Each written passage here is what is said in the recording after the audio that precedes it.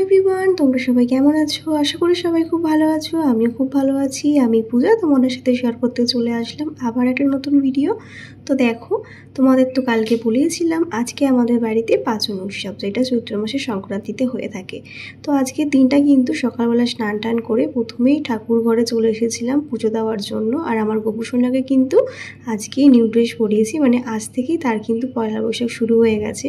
তো যাই হোক, তারপরে দেখো আজকে প্রচুর ফুল ফুটেছিল, সেগুলো দিয়ে কিন্তু আমার সিংহাসন একেবারে ভরে গেছিলো। তারপরে চলে আসলাম সোজা রান্নাঘরে। এখন কিন্তু আমাদের পাঁচনটা বসানো হবে, তার জন্য দেখো মা এখন হাঁড়িতে সিঁদুরের টিপ দিয়ে দিচ্ছিল, কারণ এটা একটা আমাদের বাঙালদের রিচুয়ালসের মধ্যে পড়ে। তো যাই হোক, তারপরে কিন্তু হাঁড়ির মধ্যে দিয়ে দিয়েছিল জল আর নুন হলুদ। সেটা দেওয়ার পরে কিন্তু যে সবজিগুলো কালকে রাতে কেটে রাখা হয়েছিল সেগুলো এর মধ্যে একে একে দিয়ে সিদ্ধ করা হবে।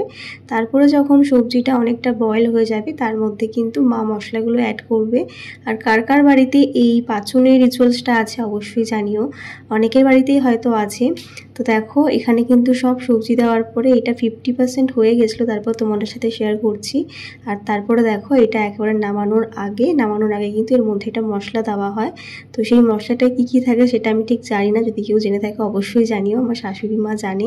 তো দেখো ফাইনালি আমাদের পাঁচন কিন্তু একেবারে রেডি। এবার আমি চলে আসলাম সবাইকে সার্ভ করার জন্য। তো দেখো সবাই কিন্তু বসে পড়েছে, ওদিকে দিদি আর রিজুও চলে এসেছিলো। দেখো আমার মামামও কিন্তু আজকে পাঁচন খাবে বলে বসেছে, তবে জানি না কতটা খাবে, তবে পাতাটা নিয়ে বেশ মজাই পাচ্ছিল। তো যাই হোক, তারপরে কিন্তু চলে আসলাম পাঁচন দেওয়ার জন্য। প্রথমে সবাইকে পাঁচন দেবো, আর তারপরে কিন্তু দেওয়া হবে চিড়ে দই কলা, ওইটাও আমাদের খেতে হয় আজকের দিনে। আজকে কিন্তু অন্ন খাওয়া হয় না, মানে ভাত খাওয়া হয় না, এটাই খাওয়া হয় সারাদিন ধরে। আর এই শাকসবজি এইটাকেই পাঁচন বলে, এটা খেলে কিন্তু অনেক রোগমুক্ত, মানে রোগ ব্যাধি হয় না আর কি, যেটা শুনে এসেছি আমার শাশুড়ি মার মুখে, সেটাই তোমাদের সাথে শেয়ার করছি। তো কার কার বাড়িতে এই নিয়মটা আছে অবশ্যই জানিও, চৈত্র মাসের সংক্রান্তিতে এই নিয়মটা হয়ে থাকে। আর কাল হচ্ছে আমাদের বাঙালির নববর্ষ, সবাইকে অগ্রিম শুভেচ্ছা রইল। সবাই কালকের দিনটা খুব ভালো কাটিও, খুব মজায় কাটিও। আশা করি সবার অনেক প্ল্যান আছে, তো আমার সেরকম কোনো প্ল্যানিং নেই। আর তোমাদের সাথে কালকে একটা খুব সুন্দর একটা জিনিস শেয়ার করতে চলেছি, তার জন্য একটু অপেক্ষা করতে হবে। আর যারা আমার ফেসবুক থেকে আমার ভিডিওটা দেখছো, আমার পেজটা অবশ্যই ফলো করে দিও। আর যারা ইউটিউব থেকে দেখছো তারা চ্যানেলটা কিন্তু অবশ্যই সাবস্ক্রাইব করে দিও কালকের ভিডিও দেখার জন্য।